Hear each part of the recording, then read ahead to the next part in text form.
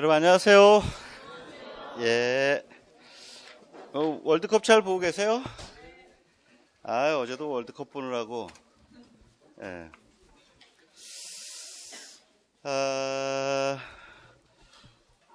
지금 이 강의가 영역별 문제풀이인 건 알고 오셨죠? 그죠? 예. 뭐 앞에서 뭔 일 있었습니까? 왜 다들 이렇게 힘이 없지? 힘이 없는 게 아니라 좀 긴장을 한 건지 모르겠네. 자, 이제 그 시험이 이제 며칠 남았어요? 한 140일 남았습니까? 130 며칠 140일이요? 예, 뭐 이제 여러분 고생이 뭐 얼마 안 남았네요. 자, 먼저 그 영역별 문제풀이 그 진행에 대해서 좀 말씀을 먼저 드릴게요. 그러니까 뭐 이미 서로들 다 알고 있는 사이일 것 같으니까 뭐 저에 대한 어떤 소개나 뭐 인사는 그게 크게 중요치 않을 것 같고 그냥 어제 만난 사람 같이 그냥 바로 진행하겠습니다. 그래서 그 영역별 문제풀이는 이제 그 3개월에 걸쳐 12주의 커리큘럼으로 이제 진행이 되는데요. 그래서 12주 동안 먼저 이제 교육과정 쪽에 대한 내용들부터 이제 들어가고요. 그 다음에 이제 교육과정 이론, 그 다음에 이제 교수법 쪽으로 연결이 될 겁니다. 그러고 난 다음에 내용학 쪽으로 이제 넘어갈 건데요. 그래서 교과 교육학 쪽이 지금 문항을 만들고 있는 과정이기 때문에 실제 수업 상황에서 이제 몇 주에 걸칠지 통상적으로는 한 3주 전후에서 아마 교과 교육학이 끝날 것 같고요. 근데 그 교과 교육학에서 이제 설명하거나 이런 내용들이 있다 보니까 유인물은 3주차를 만들어 놨지만 실제 강의를 하다 보면은 3주를 좀 넘어서지 않을까 이렇게 좀 생각이 들고요. 그 다음에 이제 교과 내용학 쪽이 이제 8주에서 9주 가까이 이제 소요가 될 것 같아요. 그래서 각 수업마다 여러분들한테 그 해당 수업에서 다루어질 내용, 그 다음에 그 다음 차시에 다뤄질 내용들은 기본적으로 수업 때 설명을 해 드릴 테니까 그때그때 커리큘럼을 좀 따라오시면 되겠고요. 뭐 내년부터 우리 그 전공 임용에 대한 문제 유형들이 바뀐다는 거는 여러분이 예비 공고 때 다 확인하셨죠? 예, 그걸 뭐 내년까지 또 볼 분은 몇 분 안 계시겠죠, 그죠?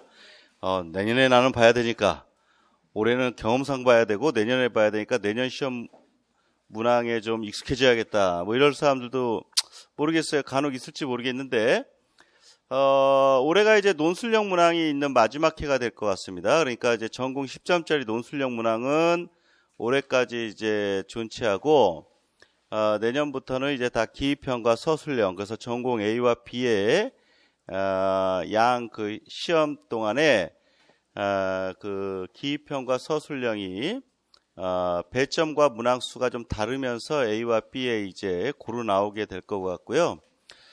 그러다 보면 그 실제로 우리가 앞서 논술형 문항을 기출문제에서 살펴봤습니다만 결국은 뭐 논술형 문항도 서술형 문항의 조합에 어찌 보면 좀 다름 아니기 때문에 기존의 그 논술형 문항에서도 서술형으로 나왔던 것들이 문항의 배분만 되는 거에 불과하다 이렇게 생각이 좀 들고요. 그러다 보면 올해 시험도 결국은 이제 논술형 문항도 이제 서술형의 조합 이상이 아닐 것이다라는 거는 이제 그 평가원 자체에서 인정을 했다라고 얘기할 수가 있겠죠. 그러니까 너무 이제 논술형 문항에 너무 그 목매지 마시고요. 그래서 그 기입형과 서술형 이 두 개의 문항 형태에 대해서 우리가 좀 상당히 좀 타이트하게 좀 공부를 해야 될 것 같아요. 그래서 오늘 하루 이제 수업을 하게 될 파트는 이제 교육과정 쪽인데 이 교육과정 쪽과 관련되어 있는 부분들은 특히 총론 쪽은 거의 기입형으로 나오게 되고요. 강론과 관련된 부분들이 보통 이제 서술형으로 이제 나오게 됩니다. 그리고 그 강론 가운데도 어떤 특정 용어라든가 이런 것들이 요구되는 것들은 이제 기입형의 앞부분에 이제 배치가 될 거예요. 그러니까 여러분이 오늘의 그 시험 문제에서도 이제 확인하겠지만 먼저 기입형부터 몸풀기가 들어가야 돼요. 그래서 기입형이 여러분의 시험에서 그 차지하는 비중이 전체적인 어떤 배점 상황에서는 높지는 않지만 문항수로는 많다 보니까 우리 수험생들한테 상당히 좀 스트레스를 좀 줄 수 있는 그런 요인이 되죠. 그리고 답이 맞다 틀리다가 아주 명확하게 떨어지는 문항이기 때문에 시험 보고 난 다음에 데미지도 굉장히 큰 부분이 기입형입니다. 그래서 이 기입형 문항에 대해서 여러분들이 좀 잘 준비를 하셔야 되고, 또 이 기입형을 처음부터 이제 잘 준비를 해 나가다 보면 답안을 좀 명확히 쓰는 연습이 됩니다. 그러니까 우리가 실제 시험이 끝나고 나면 우리 임용 수험생들이 자신이 생각했던 것보다 좀 점수가 보통 안 나온 사람들이 꽤 있다, 이렇게 스스로들 이제 보고를 하고 계시는데, 그것은 그 시험이 끝나고 난 다음에 저희 같은 학원 강사들이 올리는 예시 답안과 맞춰 봤을 때 그때의 점수랑 실제 점수가 다르다, 뭐 이런 얘기를 하는 분들이 있는데, 그거는 가채점한 예시 답안의 문제가 아니라 거의 열의 9은 본인의 문제예요. 그러니까 스스로들 자기가 쓴 답에 대해서 특히나 기입형에선 큰 문제가 없어요. 그런데 서술 및 논술형 문항에서 자기가 생각했던 채점보다는, 그러니까 자기의 점수를 상당히 좀 유하게, 좀 너그럽게 준 사람들은 거의 점수가 떨어지는 경향이 있고요. 점수를 좀 굉장히 좀 타이트하게, 자기 자신한테 좀 냉철하게 좀 채점하는 사람들은 거의가 다 점수가 가채점에 맞거나 쪽 오르는 이런 패턴을 갖고 있습니다. 그래서 우리 그 임용을 제가 여러분과 같이 하면서 느꼈던 건 뭐냐면, 공부를 한다라고 하는 것도 굉장히 중요하지만 답을 잘 쓸 수 있는 것도 매우 중요합니다. 실제로 실제 시험에서는 그게 더 중요해요. 그러니까 상당히 좀 여러분들한테 좀 가혹하지만 단어의 글자 하나, 심지어 띄어쓰기 하나, 또는 의미 전달이 명확하지 않은 것, 이것 때문에 자기는 답안을 쓴 사람 입장에서 나는 이런 의미로 썼다. 하지만 채점하는 사람은 그렇게 받아들이지 않는다면 답안을 쓴 사람은 내가 2점 더 맞는다, 4점 더 맞는다, 이렇게 생각할 수 있지만 채점하는 사람들은 거의 냉철하게 채점을 하기 때문에 자기가 생각한 것보다 점수들이 폭폭폭폭 떨어지게 되죠. 그래서 여러분 스스로가 답안을 좀 명확하고 굉장히 좀 냉철하게 쓰는 그런 것들이 굉장히 필요합니다. 그러니까 뭐 연애 편지 하나 쓰는데도 편지를 메일로 쓰든 문자로 쓰든 뭔가 보냈을 때 상대편이 이게 사랑한다는 거야, 사랑하지 않는다는 거야, 아니면 나랑 만나겠다는 거야, 만나지 않겠다는 거야가 명확하지 않은 그런 메시지를 보내는 사람은 그건 받아들이는 사람이 오해하기 딱 좋잖아요. 그러니까는 시험 답안도 마찬가지예요. 특히 서술형과 논술형과 같은 경우에 그런 경우가 굉장히 다반사고요. 그러다 보면 실제 시험에 채점 들어갔던 채점위원들과 이제 만나 이야기를 나눠보면, 그건 이제 채점 이후니까는 뭐 저는 만나는데 문제가 없겠죠. 상당히 이런 식의 표현을 쓴다. 그러니까 굉장히 짜증나게 답안을 쓰는 사람들이 있다. 그러면은 뭐 채점자들이 감정을 섞어서 채점을 하는 건 아니지만 그 글씨 자체부터가 일단 못 알아보면 사람이 짜증난다. 그러면 여러분 스스로도 오늘부터 이제 제가 이제 하나하나 한번 문제를 한번 풀어보십시오 하는 시간도 좀 드리고 할 텐데, 답안을 굉장히 뚜렷하게 답안을 쓰는 연습을 해야 돼요. 틀리는 건 상관이 없어요. 근데 그냥 남도 못 알아보고 자기도 뭐 나중에 확인해 보면 이게 내가 뭐라고 썼는지도 모를 정도로 흘려 쓰는 답을 쓰시면 안 돼요. 매우 명확하게 쓰셔야 돼요. 그렇기 때문에 오늘 첫째 수업 때부터 그 부분에 초점을 맞춰서 기입형, 그 다음에 서술형, 그 다음에 그 서술형을 응용할 수 있는 문제, 이런 것들을 좀 제시를 했고요. 그러다 보면 이제 교육과정 총론 쪽과 관련되어 있는 것들은 문항에서 거의 바뀔 게 없어요. 그러다 보니까 뭐 예를 들면은 편제다 그러면 몇 시간이 배정되어 있다. 또는 고등학교에서 체육이 몇 단위가 배정되어 있다. 또 예를 들면 일반 고등학교는 이렇게 되고 예를 들면 특성화 고등학교는 어떻게 되고 하는 것들이 바뀔 게 없습니다.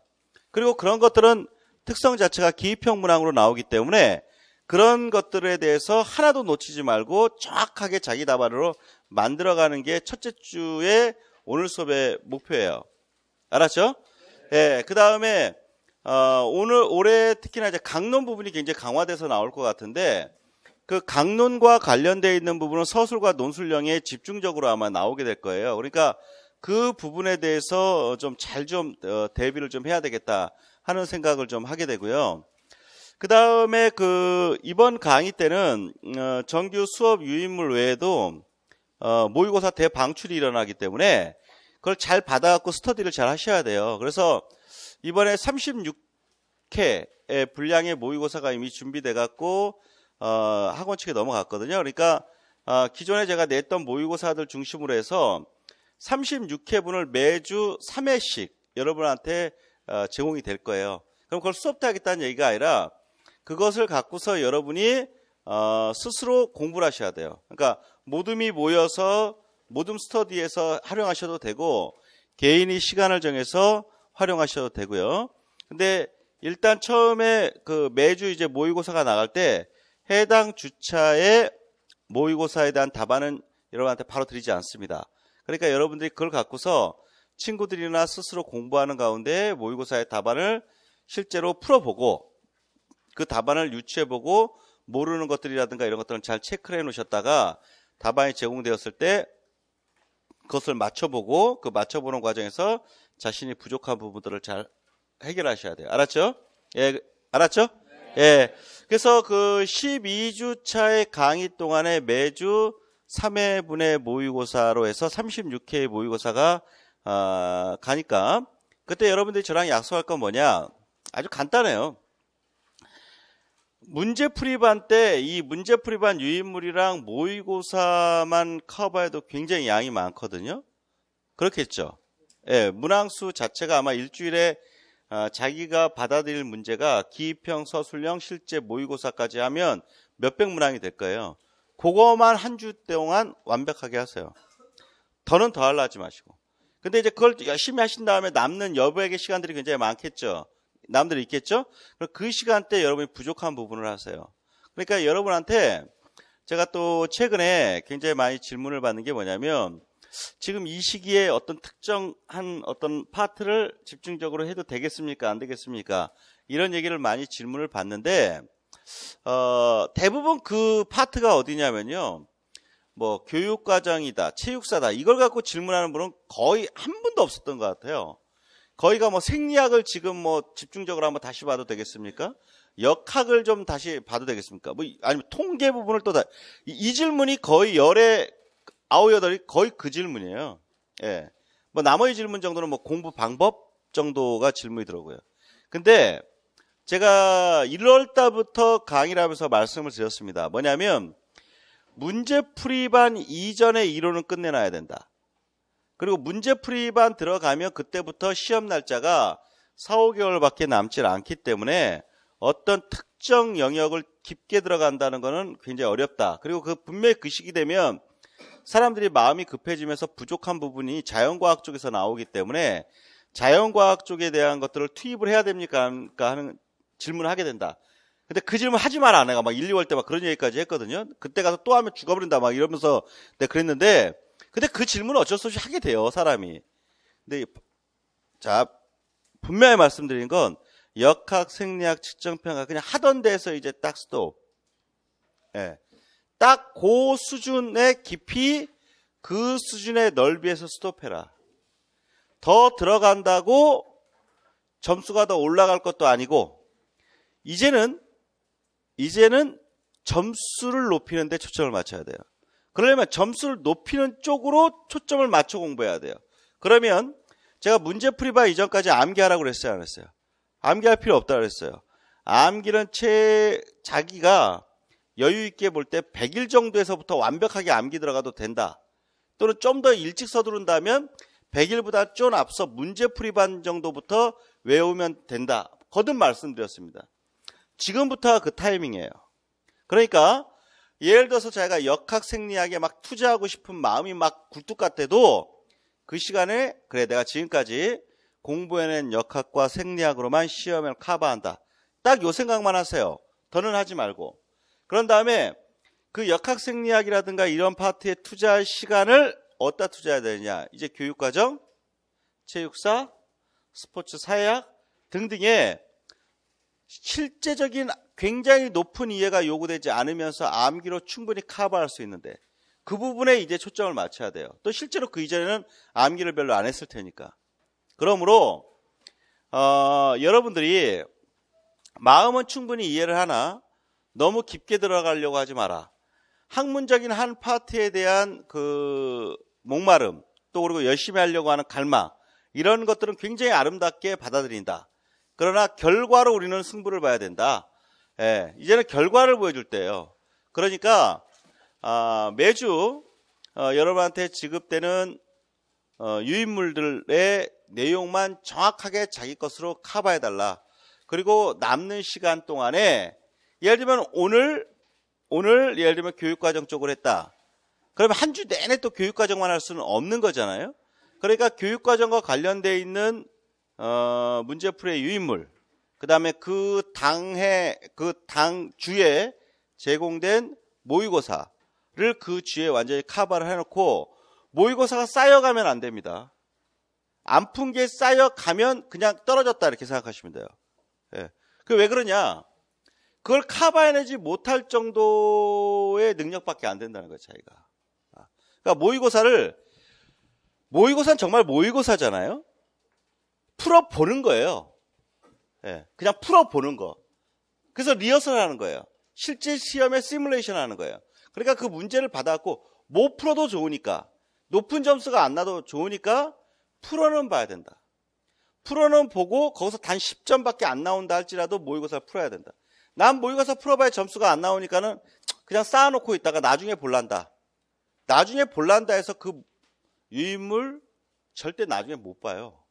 왜냐하면 시간 뒤로 가면 마음도 급해지고 또 그때 모의고사반 가면 그때 새로운 모의고사를 봐야 되는데 과거의 모의고사를 또 둘러보겠어요? 사람이 그렇게 안 돼요. 그러므로 모의고사 3회 부분과 문제풀이 유인물에 대한 내용을 완벽하게 자기 것으로 만든 다음에 나머지 시간에 우리 전 영역에 대해서 빨리빨리 서베이하는 연습을 계속해야 돼요. 그래서 이제는 많이 둘러봐야 됩니다. 한 주에 교육과정만 보고 한 주에 심리만 보고 이런 공부하면 안 돼요. 예. 왜냐하면 생각해봐요. 7월 첫째 주에 교육과정을 봤어요. 그리고 어느 날마다 정해져 있는 것만 보면 8월 말 때까지 교육과정 다시도 안 봐요, 사람이. 나머지 파트 계속 보고 있기 때문에. 그러면 2달 후에 교육과정 제대로 기억납니까? 암기한 거 새록새록 나옵니까? 안 그래요. 다 잊어버린다고요. 그러면 그때 가서 또 사람 마음이 어떻게 돼요? 9월 가면 9월 되고 2개월 지난 다음에 내가 분명히 교육과정 공부했는데 하나도 기억이 안 난다. 체육교수법에 어떤 내용 배웠는데 내가 기억이 안 난다. 그러면 계속 마음이 급해지니까 또 그때 가서 또 교육과정만 또 팝니다. 그 교육과정 파다가 나중에 체육사 쪽 또 까먹어 버리면 그때 또 급해져갖고 또 그제서 파고. 그런 악순환이 계속 돼갖고 시험에 모의고사 끝부분까지 그러다가 시험 당일날 죽도 밥도 안 되는 답 쓰고 나와버리는 거예요. 그러므로 여러분 마음속에 딱 어떻게 갔느냐. 해당 주차의 강의 내용을 그 주에 다 공부한다. 그 다음 기초 이론서를 비롯해서 자기가 전 영역에 대해서는 한 주에 한 번씩 다 본다 이렇게 생각하셔야 돼요. 예. 한 주에 처음부터 1권부터 쭉쭉쭉쭉 넘어가면서 수업 때 강조했던 중요한 키워드만 딱딱딱딱 받아들이면서 계속 둘러가야 돼요. 그러다가 내가 분명히 중요하다고 생각했던 어떤 영역, 예를 들면 생리학의 심폐계, 근데 이 심폐계 쪽에 대해서 내가 지금 지나치게 모른다라고 자기가 판단되면 그것을 하루면 하루를 잡고 집중적으로 공부하고 끝내야 돼요. 또 그것을 또 생략을 계속 붙잡고 있어갖고 1주, 2주 이렇게 가면 안 된다 이거죠. 그러니까 부족한 부분을 인정하되 자기가 너무도 부족하다라고 정말 생각이 들면 그거에 대해서 집중적으로 하루 또는 반나절 딱딱딱딱 찝어서 공부하는 핀셋과 같은 공부가 지금 필요한 거다 이거죠. 알았죠? 예, 정말 명심하시고 한 주 한 주 공부할 때마다 이 문제풀이 그 다음에 거기서 방출되는 대모의고사 36회분 이거만 3개월 동안에 자기 것으로 만들어내면 그리고 앞서의 기초 이론 공부한 것들을 매주 서베이를 하면 여러분들은 합격한다. 그리고 나중에 제가 만들어내는 문제라든가 또 모의고사라든가 이런 것 또 그 다음에 분명히 이제 뭐 11월 달 되면 이제 뭐 출제위원들 들어가고 그거에 따른 어떤 정보라든가 이런 것들 때문에 여러분이 막 흔들리고 막 이럴 텐데 공부 외적인 요소는 다 그냥 저한테 맡겨놓으세요. 그러니까 뭐 문학 난이도는 어떠지 뭐지 이런 것들은 여러분이 할 게 아니라고요. 예. 그러니까 여러분은 있는 자료와 지금까지 공부했던 맥락 내에서 계속 쭉 밀고 나가시고 문항에 대한 부담 이건 저한테 맡겨놓으시고요. 예. 그러니까 제가 다 해결해서 그걸 다 만들어 드릴 테니까 그 다음에 모의고사와 관련된 것 또 시험 외적인 요소로서의 정보 이런 모든 것들을 여러분 스스로가 차단을 하시고 지금 현재 있는 공부만 정확하게 밀고 나가시길 바랍니다. 정말 부탁하고 또 부탁하는 건 흔들리지 마시고 자기 자신이 지금까지 갖고 있었던 자세 그 다음에 지금부터 해야 할 효율적인 공부 그 다음 건강관리 잘 해주시고 예, 지금은 팍 하고 한번 아파버려갖고 일주 미뤄져 버리잖아요. 일주 쓰러지면 그 다음에 도미노같이 계속 연달아 간다고. 만약에 혹시나 여러분 가운데 공부하다가 만에 하나 몸이 좀 아파서 일주일간 공부를 거의 못했다 이런 분이 있을 수 있죠. 그러면 이러면 안 된다 이거죠. 예를 들면 이번 주에 배웠어. 이걸 한 주 동안 복습을 해야 돼. 근데 하필이면 내일 내가 몸살이 나갖고 며칠간 알아누웠어. 그래갖고 교육과정을 공부 못했어. 근데 그 다음 주에 예를 들면 강론이랑 교수법 쪽 들어갔어. 그러면 이제 강론 교수법 쪽을 또 복습해야 되잖아요. 근데 그 전주에 못했던 것 때문에 강론이랑 교수법 하고 있을 때 교육과정을 하고 있고 또 강론 교수법 마치고 나서 또 심리 들어가는데 그 심리 쪽에서 또 그 전주에 강론 보고가 있고 이러면 안 된다 이거예요. 계속 미뤄지는 거예요. 차라리 앞에 그냥 강의만 듣고 복습을 못했던 건 잘라내야 돼요. 도마뱀 꼬리 딱 짜듯이 그건 내가 나중에 한다 하고 그 해당 차수의 공부만 계속 따라가셔야 돼요. 밀리면 안 돼요. 공부는 절대 밀리면 안 되고 그 주에 공부한 거 그 주에 끝내야 돼요. 그러니까 그 주에 못 끝낸다 생각하면 안 돼요. 내일은 어떻게 하지? 뭐 다음 주에 어떻게 하지? 이건 없어요. 알았죠? 예, 그러니까 여러분이 이번 주에 배운 내용은 그 당해 주에 완전하게 끝내야 된다. 그리고 특히나 문제풀이반 유인물 내에서 다루는 내용은요. 힘들더라도 다 외워야 돼요.